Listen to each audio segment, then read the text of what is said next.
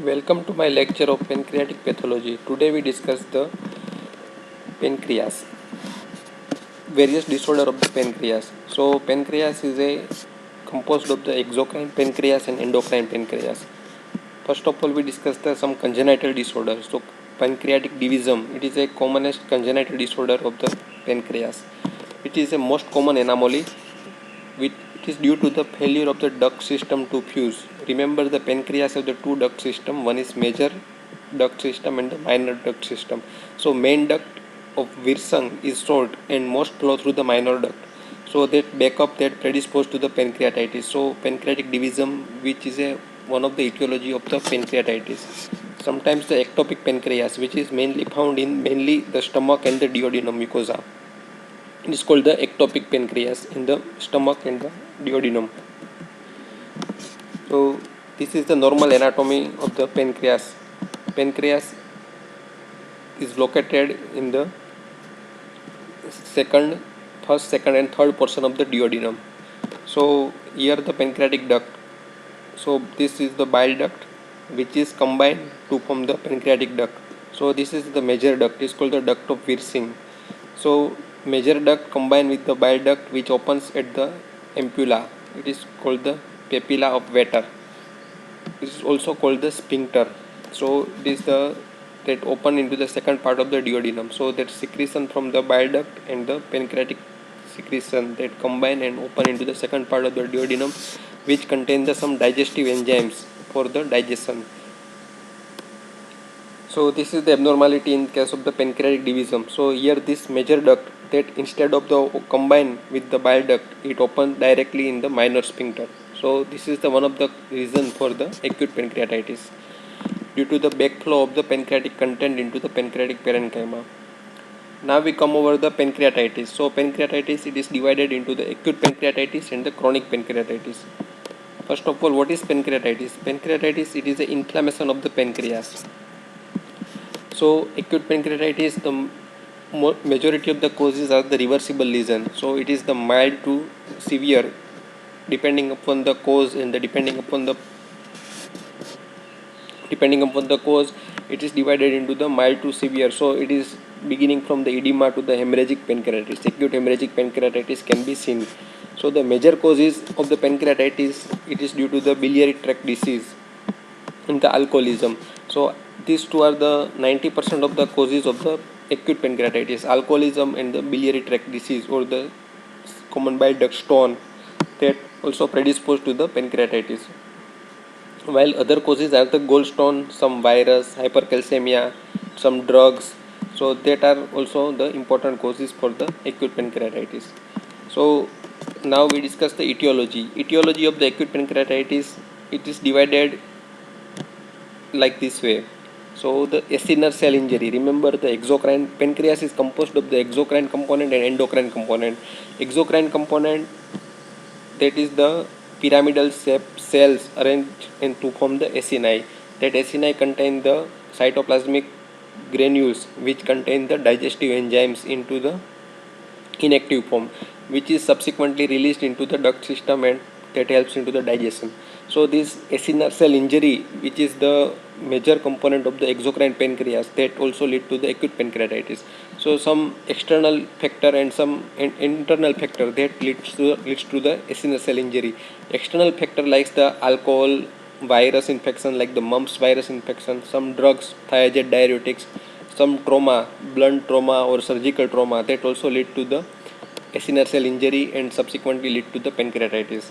Some endogenous factor like the hypercalcemia, hyperlipidemia, obesity, that also lead to the pancreatitis. Second important factor for the development of the acute pancreatitis is the obstruction of the any duct system. So whenever there is a gallstone in the common bile duct, so that lead to the obstruction and subsequently back pressure and rupture of the glands, rupture of the duct into the spillage of that material into the surrounding pancreatic parenchyma.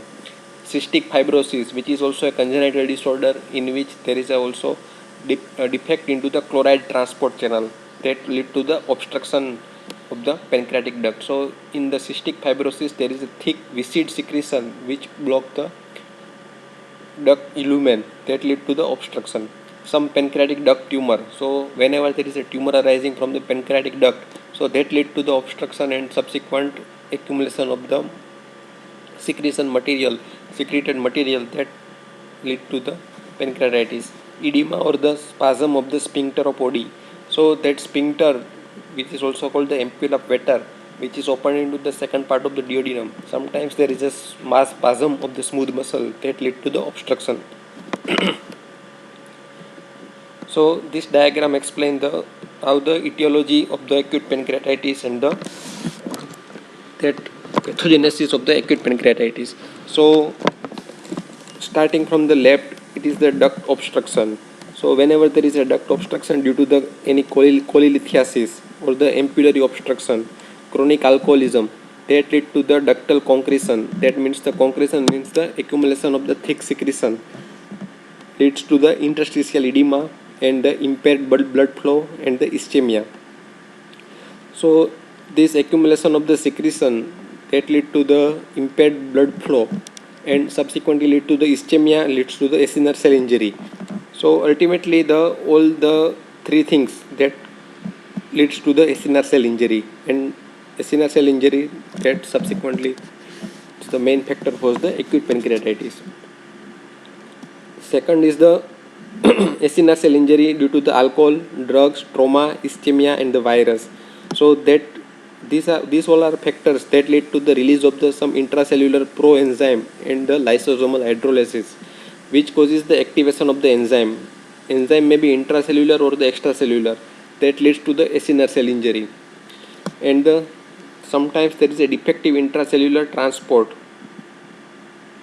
So this defective intracellular transport, which is due to the some metabolic injury, alcoholism or the duct obstruction, that leads to the delivery of the proenzyme to the lysosomal compartment, and there is intracellular activation of the enzyme. So this enzyme which is activated intracellularly, that leads to the activated enzyme that causes the acute pancreatitis. So this morphological lesion is the interstitial inflammation and edema plus proteolysis plus fat necrosis. Here the fat necrosis is important. Fat necrosis, it is due to the release of the lipase and the phospholipase plus hemorrhage due to the release of the enzyme elastase, which causes the destruction of the elastic tissue that subsequently lead to the hemorrhage. So this is the gross photograph of the acute pancreatitis. So this is the head of the pancreas.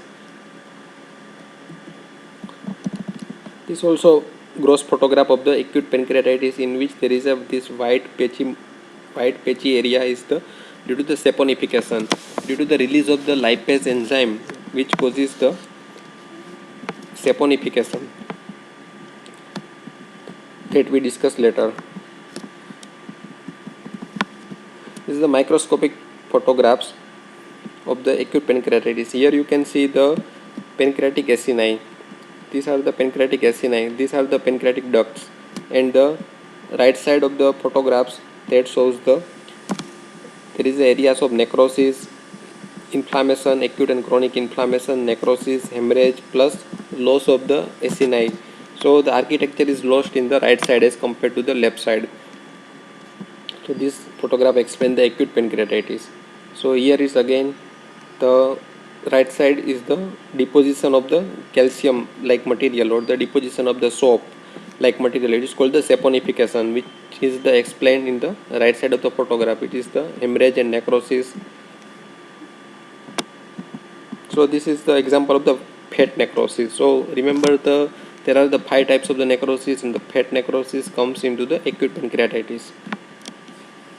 Clinically, the patient generally experience the severe abdominal pain, which is referred to the upper back due to the same nerve supply to the upper back and the pancreas. So same dermatomal distribution that leads to the abdominal pain referred to the upper back. Laboratory investigation, there is an increased serum amylase level and the lipase level, which also indicate there is a patient suffering from the acute pancreatitis. Acute inflammatory material, acute inflammation, cytokines release that leads to the increased WBC count, disseminated intravascular coagulation DIC, hemolysis, acute respiratory distress, shock with acute renal failure. So it involves the multiple system involving the respiratory system, renal system, blood, hemolysis, increased leukocyte count, and the ultimately the DIC, that is the ultimately lead to the cause of death in the case of the acute pancreatitis.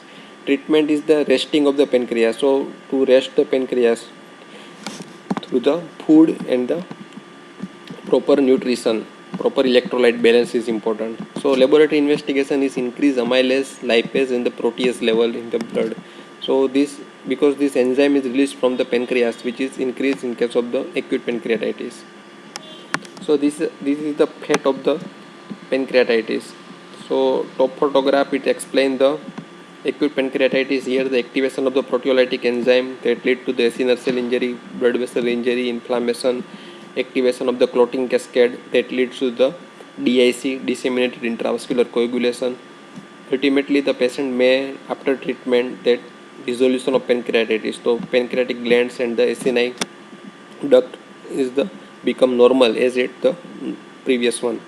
So if the repeated attack of the acute pancreatitis starts and the patient have the repeated inflammation and fibrosis, so patient may undergo the chronic pancreatitis. So after repeated attack of the acute pancreatitis, there is a chance to go to the chronic pancreatitis. So the chronic pancreatitis, there is a proliferation of the stellate cells, collagen secretion and the extracellular matrix remodeling. So some release of the some factor TGF beta, platelet derived growth factor, inflammation, plus there is a continuous injury due to the alcohol, some oxidative stress and the continuous injury to the acini due to the any factor, due to the CBD stone, due to the alcohol, due to the hypercalcemia, due to the some drugs like the thiazide diuretics. So that lead to the pancreatic fibrosis and the acinar cell loss. So here you can see that there is a loss of the acinar cells plus the surrounding the increase the stellate cells. So there is a more and more fibrosis, collagen secretion and the extracellular matrix remodeling that leads to the fibrosis and the acinar cell loss, which is a one of the feature or the hallmark feature of the chronic pancreatitis. Now we move over the chronic pancreatitis. So the chronic pancreatitis, as it is pancreatitis, so there is a inflammation, but it is the chronic. So there is a inflammation that leads to the destruction of the exocrine function plus fibrosis and the late stage with endocrine failure. Initially there is a loss of the exocrine function, but the late stage of the chronic pancreatitis that leads to the loss of the islet of the Langerhans cells. So there is a loss of the islet cells that leads to the endocrine failure or that leads to the diabetes. Irreversible versus acute pancreatitis. So chronic pancreatitis, it is a irreversible condition due to the fibrosis there is a loss of the parenchyma of the pancreas, ultimately lead to the loss of the exocrine and the endocrine function. The major cause is the long-term alcohol use. So the long-term alcoholism that leads to the chronic pancreatitis. Other causes are the obstruction of the pancreatic duct due to the some idiopathic, due to the some hereditary factor, due to the some genetic abnormality. So these are the photograph of the chronic calcifying pancreatitis. So these are the white flecks of the calcium deposition on the parenchyma of the pancreas. So this is the microscopic photograph of the chronic pancreatitis. Here you can see the disorganized acini.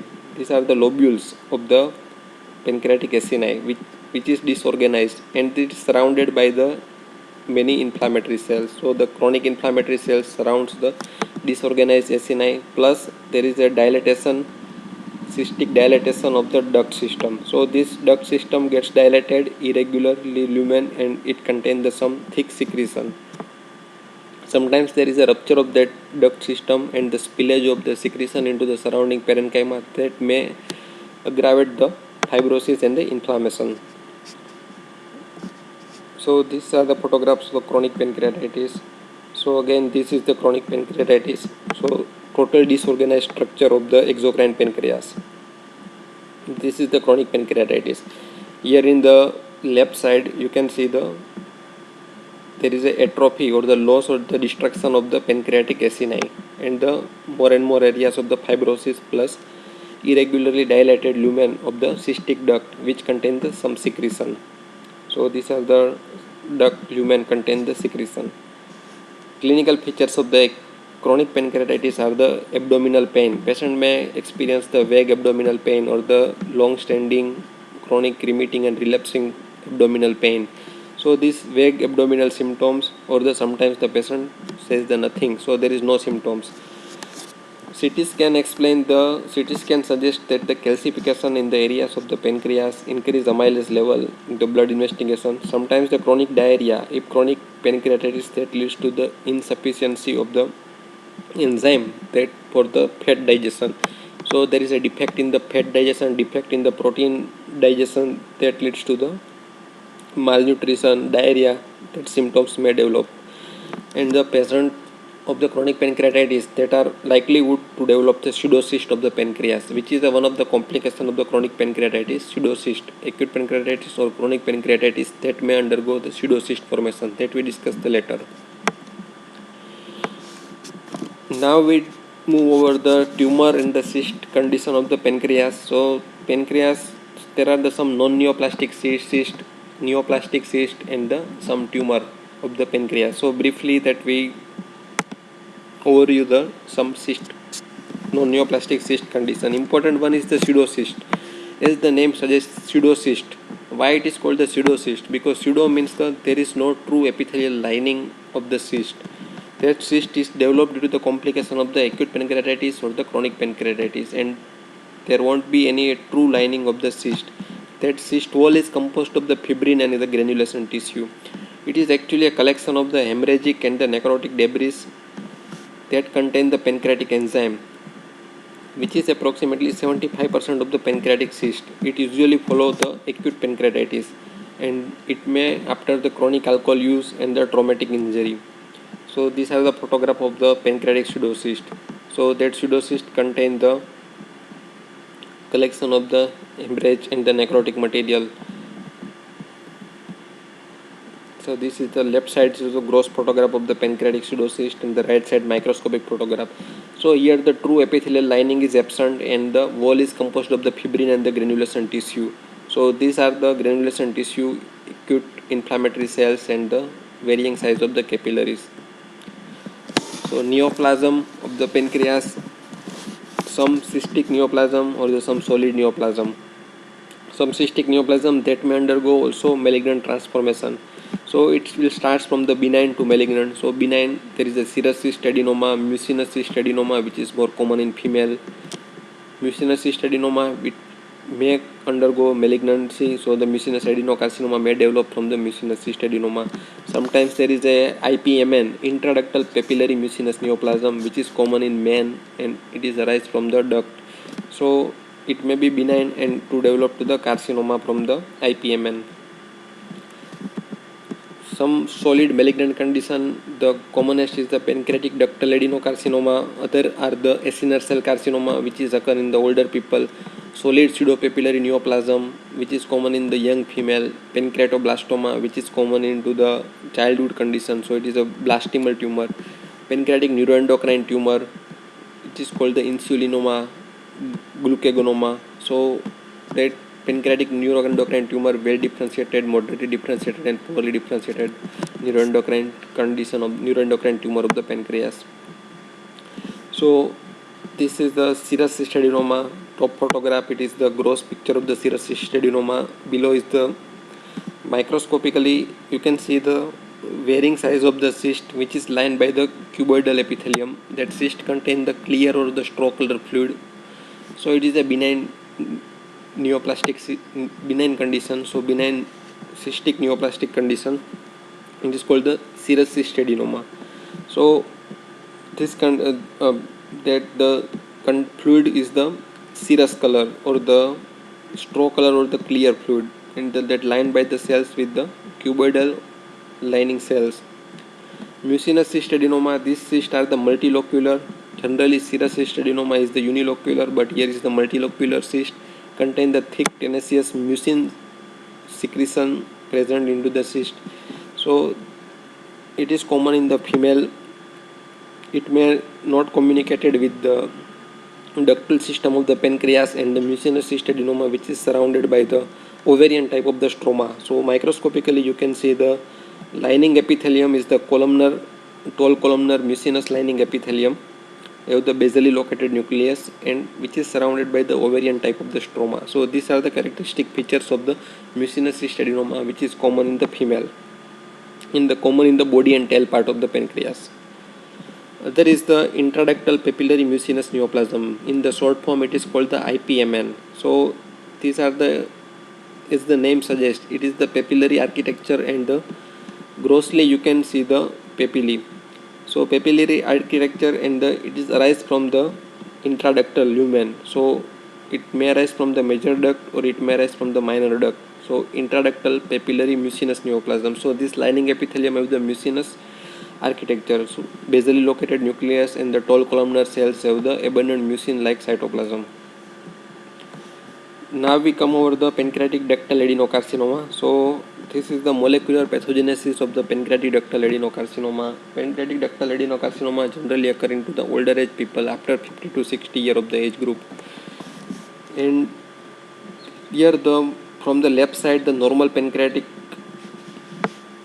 ductal epithelium. So these are the precancerous stage pancreatic intraepithelial neoplasia 1A, 1B, 2 and the 3. So it transformed to the 1A from the 1B to 2 and the 3, and ultimately the invasive pancreatic ductal adenocarcinoma. Here are the various genetic abnormalities given. Some mutation into the KRAS gene, P16 mutation, P53, BRCA2, so which is also the hereditary breast and ovarian cancer syndrome. And important one is the loss of the DPC4 or the SMAD4 loss, which ultimately leads to the pancreatic ductal adenocarcinoma. Here you can see the epithelium is the basally located nucleus, abundant apical cytoplasm, which ultimately converted into the papillary outpouching. There is the nucleus stratification, and the elongated nucleus. Here the nucleus gets rounded and the prominent nuclei. So these are the irregular shaped glands contain the pleomorphic nuclei which infiltrate into the stroma. So etiology of the pancreatic cancer is the smoking, diabetes, chronic pancreatitis, diet rich into the fat, into the meat, and some familial pancreatic cancer. So ductal adenocarcinoma, it may arise anywhere in the pancreas, but it is the most common arise into the head. 60 to 70% of the case arise on the head of the pancreas, followed by the body and the tail of the pancreas. In some cases, the pancreatic cancer diffusely involve the head, body, and the tail also. So tumor of the head of the pancreas, it may cause biliary obstruction by compressing the intrapancreatic CBD compression of the intrapancreatic common bile duct. That leads to the compression, that leads to the obstruction of the bile flow. Ultimately, the patient experiences a increased bilirubin level or the jaundice. So there is a dictum, it is called the obstructive jaundice in an elderly patient, in elderly people. Obstructive jaundice always considered as a pancreatic carcinoma until and unless proved otherwise. So there is a higher likelihood chances of the obstructive jaundice presenting as a pancreatic cancer in elderly people due to the obstruction of the bile duct system through the head of pancreatic tumor. So on gross examination, ductal adenocarcinoma, it usually has a very firm grey, poorly demarcated mass that can be difficult to distinguish from the surrounding areas of the fibrosing chronic pancreatitis. Invasion to the surrounding peripancreatic tissue, another local structure is common. Tumor of the head of the pancreas, it may invade the CBD and the duodenal wall also. There may also obstruction of the main pancreatic duct that causes the atrophy of the body and tail, and sometimes that carcinoma may extend to the spleen, transverse colon, and the stomach. Metastasis into the regional lymph node and liver is very common. Other frequent metastatic sites are the lung, adrenal, bone, peritoneum. Microscopically, 75% are the ductal adenocarcinoma are well to moderately differentiated, which is characterized by the well-formed individual tubular glands contain the mucin-producing epithelial cells. Nuclear atypia, it may be marked, but malignant glands may be so bland as to difficult to distinguish from the non-neoplastic ducts. Striking desmoplasia surrounding the glands, it is common. sometimes the patient develop the migratory thrombophlebitis, which is called the Trousseau syndrome or the deep vein thrombosis, which is developed into the 10% of the patient with the pancreatic cancer, especially when the tumor involves the body and the tail of the pancreas. So, unexplained thrombophlebitis in an otherwise healthy person, which demands a careful search for any occult malignancy. So, these photographs explain the pancreatic carcinoma with widely metastasis to the liver, and this is the fusion or the adhesion to the spleen also. So this is the pancreas, that fusion or the adhesion of duodenal area, spleen, and the multiple seedling into the liver parenchyma. So these are the multiple metastatic nodules into the liver parenchyma from the pancreatic malignancy. So this is the gross photograph of the how the pancreatic ductal adenocarcinoma of the head look like. So it is a grossly formed rubbery shiny mass of the mucin due to the some mucinous secretion. So in right side that indicate the irregular shape, the neoplastic glands, which is lined by the mucin producing epithelial cells, pleomorphic epithelial cells of the mucin producing, which infiltrate into the stroma surrounded by the desmoplasia. Again you can see the nuclear pleomorphism and the some glandular lumen. So 75% die within a year of the diagnosis, only 5% survive beyond the 5 years. So it is an extremely lethal pancreatic malignancy is extremely lethal. Mostly when it is detected, it is unresectable and widely metastasis to the different organ, and the outcome is very poor. So only 5% is survive beyond the 5 years. So this cover the pancreatic pathology. Thank you.